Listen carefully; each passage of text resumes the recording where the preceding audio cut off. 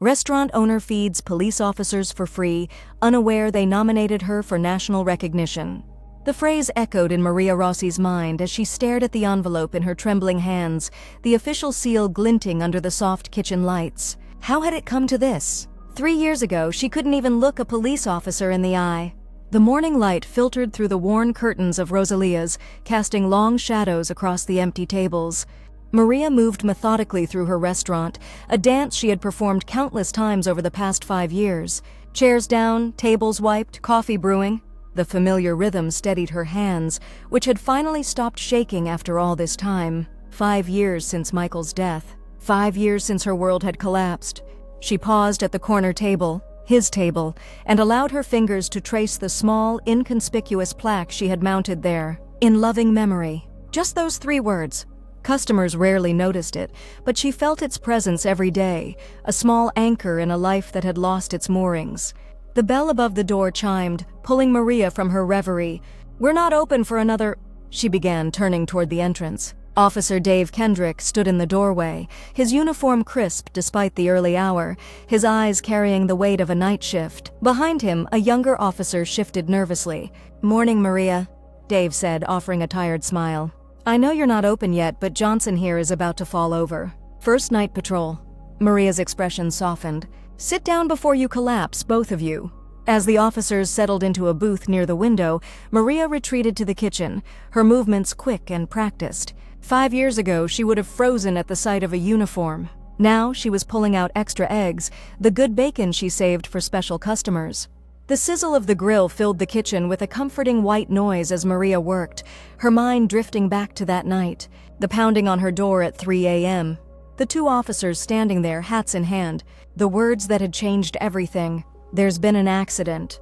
Michael had been a firefighter, one of the brave ones who ran into buildings when everyone else was running out. The apartment complex fire should have been routine, until the floor collapsed.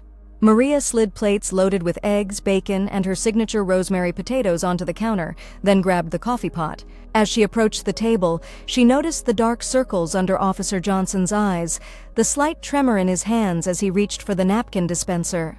"Rough night?" she asked, setting the plates down. Dave sighed. "Domestic. Bad one. Kid involved." Maria felt the familiar tightness in her chest. The child? Safe. With grandparents now. Maria nodded, filling their cups with the strong coffee she knew Dave preferred. "On the house," she said quietly, a statement that had become routine over the past 3 years. "Maria," Dave began, the protest as familiar as her response. "Don't start with me, Kendrick. It's just breakfast." It had started small. A free coffee here, a sandwich there. Maria couldn't explain why exactly. She had begun feeding the officers who patrolled her neighborhood. Perhaps it was gratitude for how they had handled Michael's death, with a gentleness she hadn't expected. Perhaps it was because they reminded her of him, that same sense of duty, of service. Or perhaps it was because feeding people was the only way she knew how to heal. The young officer, Johnson, looked up from his plate, his eyes meeting hers briefly before darting away. "This is incredible, ma'am. Thank you." "First rule," Maria said, refilling his coffee cup. "Don't call me ma'am. Makes me feel ancient." "Yes, ma." He caught himself. "Sorry." Dave chuckled, some of the tension leaving his shoulders as he ate. "Told you she'd take care of you." The words lingered in the air between them, weighted with meaning that Maria tried not to examine too closely. Taking care of these officers had become a thread of purpose in her life, one she clung to when the emptiness threatened to overwhelm her. By 7:30, the first regular customers began to arrive. Maria collected the officers' empty plates, waving away Dave's attempt to leave money on the table. "Go home and sleep," she ordered, her tone brooking no argument. "Both of you." As they left, Johnson turned back at the door. "Thank you," he said, and something in his eyes, a mix of gratitude and something deeper, reminded her so forcefully of Michael that her breath caught. Maria managed to smile. "Come back when you're hungry." The day passed in a blur of orders and conversations, the rhythm of the restaurant wrapping around Maria like a familiar blanket. This was her life now, eggs and coffee and the gentle hum of her customers' lives intersecting with hers for brief moments. It wasn't the life she had planned. That life had included children with Michael's dark eyes and stubborn chin, Sunday dinners with extended family, growing old together in the house they had renovated room by room. But it was a life, And on good days, that was enough. The afternoon lull found Maria at the back booth, reviewing invoices, when the bell chimed again. She looked up to see Captain Elena Rodriguez, her dark hair pulled back in a severe bun, her uniform as impeccable as always. "Captain?" Maria said, standing. Their relationship was more formal than her easy camaraderie with Dave. Rodriguez had been new to the force when Michael died, and while she had shown Maria nothing but respect, there was a reserve between them. "Ms. Rossi," Rodriguez nodded. "May I?" She gestured to the empty seat across from Maria. "Of course." Maria cleared her paperwork, watching as the captain settled herself with military precision. "Coffee? Please." Maria returned with 2 cups, sliding one across to Rodriguez. "What brings you in during the quiet hours?" Rodriguez wrapped her hands around the mug, her expression unreadable. "I wanted to speak with you privately, about what you do for my officers." Maria felt a flicker of unease. "Is there a problem?" "No." Rodriguez took a sip of her coffee. "Quite the opposite. We've all noticed, how you take care of them. The free meals, the listening ear." Maria shifted uncomfortably. It's not nothing, Ms. Rossi, especially to Officer Johnson." Maria thought of the young officer's tired eyes. "He seemed shaken this morning." Rodriguez nodded. The domestic call was his first exposure to that kind of violence. The child was Johnson's age when his own father... She trailed off, then continued. "It hit him hard. But he told me that coming here, being treated with such kindness, helped him center himself." The captain leaned forward slightly. "Do you know what my officers call this place?" Maria shook her head. "The sanctuary." Rodriguez's expression softened marginally. "They come here not just for the food, Ms. Rossi, but for the reminder that there is still goodness in the world, especially on the hard days." Heat rose to Maria's cheeks. "I just feed them breakfast, Captain. You give them more than food." Rodriguez set her cup down with a decisive click. "And I wanted to thank you for that." The captain left shortly after, leaving Maria with a strange hollowness in her chest. The sanctuary, is that what she had created here? Not just a restaurant, but a haven? Michael would have liked that. The thought came unbidden, bringing with it a wave of grief so sudden and sharp that Maria had to grip the edge of the table. 5 years, and still the pain could ambush her like this, stealing her breath. But beneath the grief, a small warmth flickered to life. For the first time in a long while, Maria felt as though she was doing something that mattered. The winter deepened, bringing with it short days and long, cold nights. Maria added heartier dishes to her menu, stews and soups that steamed in the bowl, filling the restaurant with comforting aromas. More officers began to find their way to Rosalia's, sometimes in uniform, sometimes not. Maria fed them all, learning their names, their coffee preferences, the small details of their lives. Dave brought his wife for dinner one evening, a quiet woman named Sarah who watched Maria with knowing eyes. "He talks about you, you know," Sarah said when Dave stepped away to speak with another officer at the counter. Maria glanced up from refilling Sarah's water glass. "Nothing scandalous, I hope." Sarah's laugh was warm. "No, nothing like that. He says you remind him of his mother. The way you fuss over everyone, making sure they're fed properly. I'm not sure if being compared to someone's mother is a compliment at my age," Maria said dryly. "It is when you know that Dave's mother saved our marriage." Sarah's expression grew serious. She taught him that strength isn't about never showing weakness. It's about caring enough to be vulnerable. She looked around the restaurant, her gaze settling on a table of off-duty officers near the window. "That's what you give them, I think. A place to be human."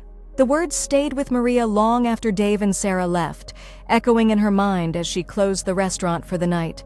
A place to be human. Wasn't that what she had needed after Michael died? Not just sympathy or practical help, but somewhere she could simply exist with her grief without having to explain or apologize for it? The thought followed her home to her small apartment above the restaurant, where Michael's presence still lingered in the books on the shelves, the throw blanket he had loved draped over the couch. For the first time in years, she allowed herself to run her fingers over his things without the crushing weight of loss. That night she dreamed of him. Not the nightmare that had haunted her for years, Michael trapped, calling for her, but something gentler. They were in the restaurant together, Michael laughing as he tried to flip pancakes, his dark curls falling into his eyes. "You're doing good, Mari," he said, his voice as clear as if he were standing beside her. "Really good." She woke with tears on her cheeks, but they weren't entirely tears of sorrow. The nomination letter arrived on a Tuesday morning, delivered by a postal worker Maria didn't recognize. The envelope was thick, cream-colored, with an embossed seal in the corner that looked official. Maria set it aside to open later, assuming it was something related to the restaurant's licenses or taxes. It wasn't until after the lunch rush, when she finally had a moment to sit down, that she slid open the envelope and began to read. "Dear Ms. Rossi, it is our honor to inform you that you have been nominated for the National Community Hero Award." Maria's eyes skimmed the letter, her confusion growing. The award, apparently prestigious, recognized citizens who had made extraordinary contributions to their communities, particularly in support of first responders. The nomination had come from the local police department. Her first thought was that there had been a mistake. Her second was that this was some kind of elaborate joke. The bell above the door rang, and Maria looked up to see Dave entering, his expression lighting when he spotted her. "Perfect timing," she said, holding up the letter. "Did you know anything about this?" Dave's sudden stillness was answer enough. He crossed to her table and sat down heavily. "So they sent it. We weren't sure if they would. The selection committee is pretty selective. You knew about this nomination?" "Maria," Dave said gently, "who do you think submitted it?" She stared at him. "But I haven't done anything award-worthy. I just feed you guys breakfast." Dave's expression shifted to something Maria couldn't quite read. "Can I show you something?" Without waiting for her answer, he pulled out his phone, tapped the screen a few times, then turned it toward her. It was a video, the lighting slightly dim, the angle suggesting it had been filmed discreetly. In it, Maria could see herself behind the counter of her restaurant, laughing at something Officer Chen was saying as she refilled his coffee cup. "What is this?" she asked. "Part of our submission?" Dave said. "We collected videos, testimonials from the department. Rodriguez wrote the main letter, but we all contributed." He took the phone back, scrolled, and showed her another clip. This one showed her sitting with a young female officer, Perez, Maria remembered, whose eyes were red-rimmed. In the video, Maria reached across the table and squeezed the officer's hand. Perez had just worked her first fatal car accident, Dave said quietly. "A teenager. She came here afterward, couldn't face going home. You sat with her for 2 hours." Maria remembered that day. "I just listened to her. Anyone would have done the same." "No," Dave said firmly. "Not anyone." "Maria, do you have any idea what you've created here? This isn't just a restaurant. It's a refuge. Somewhere we can come after the worst moments of our jobs and remember that there's still good in the world." He scrolled again, showing her more clips. Maria delivering food to the station during a hostage crisis. Maria quietly placing a plate in front of Johnson on the anniversary of his father's death. Maria organizing a surprise birthday celebration for Rodriguez, who had mentioned offhandedly that she never celebrated her birthdays. "These are just small things," Maria protested, her throat tight. "Small things that mean everything," Dave countered. "Maria, after Michael died, you could have turned away from all of us, from anything that reminded you of what you lost. No one would have blamed you." Maria looked away, unable to meet his gaze. "I did at first, but you didn't stay there. You opened this place, and then you opened your heart to a bunch of cops who sometimes bring the worst of the world in with them. You created a space where we can set that down for a while." The tears Maria had been fighting spilled over. "I didn't do it for recognition." "We know that," Dave said softly. "That's exactly why you deserve it." The award ceremony was held in Washington, D.C., in a ballroom filled with people Maria didn't know.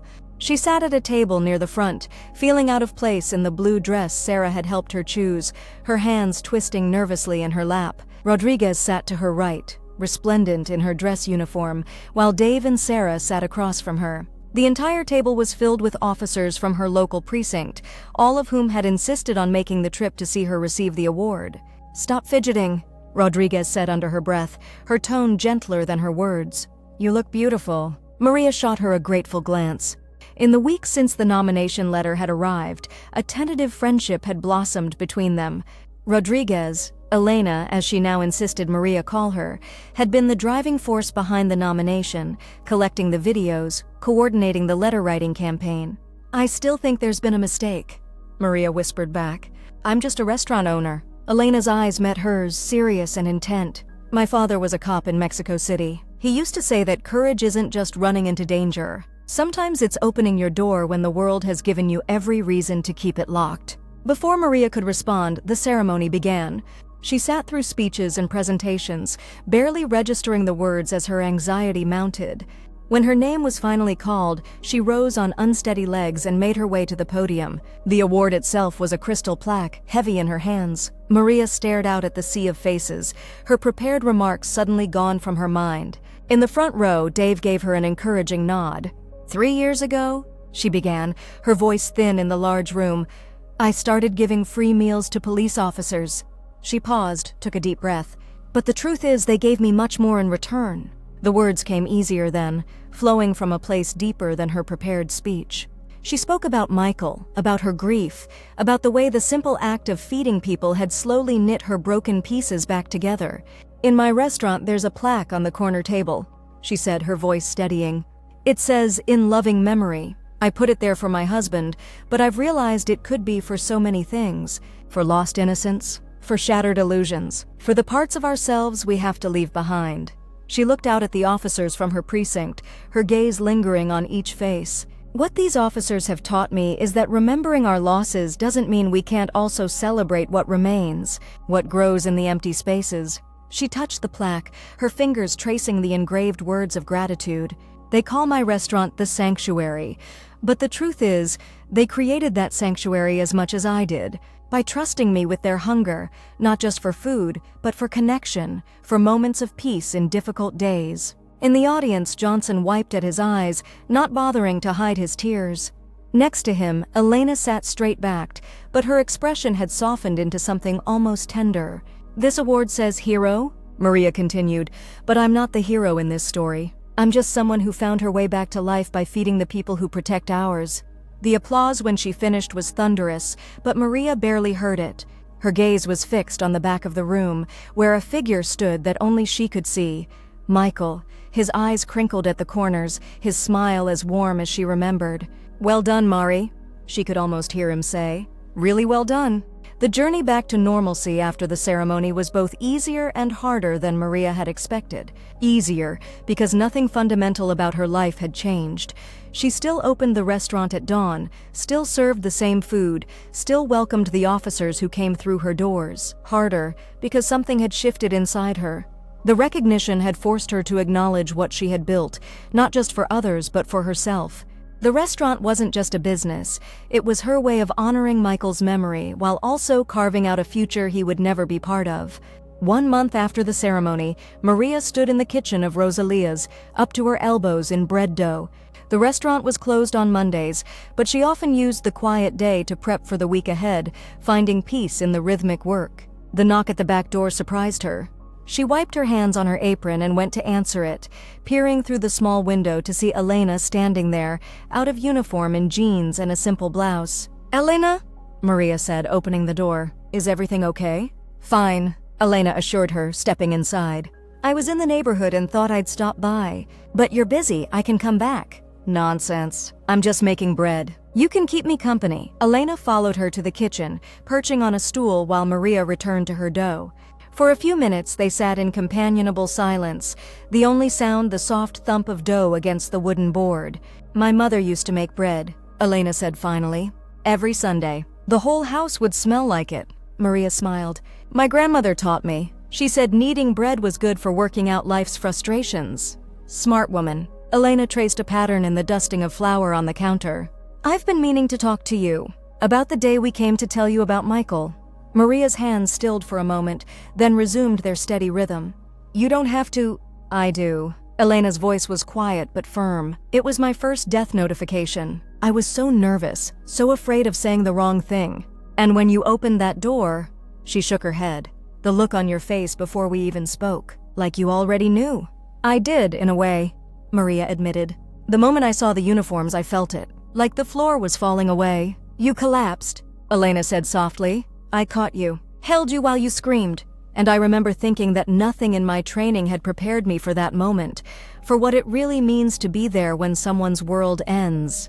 Maria remembered very little of that night, just fragments, the sound of her own voice, raw and animal, the feel of strong arms around her, the terrible yawning emptiness that opened inside her. "You were kind," she said, the words inadequate for what she was trying to express. "Both of you. We stayed with you until your sister arrived," Elena continued.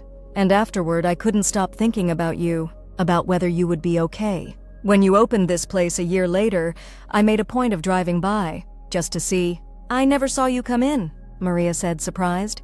I didn't, not at first. I just watched. Saw you through the window, serving customers, sometimes even smiling. It gave me hope. Elena met Maria's gaze directly. That's why I pushed so hard for the nomination, because I saw the whole journey.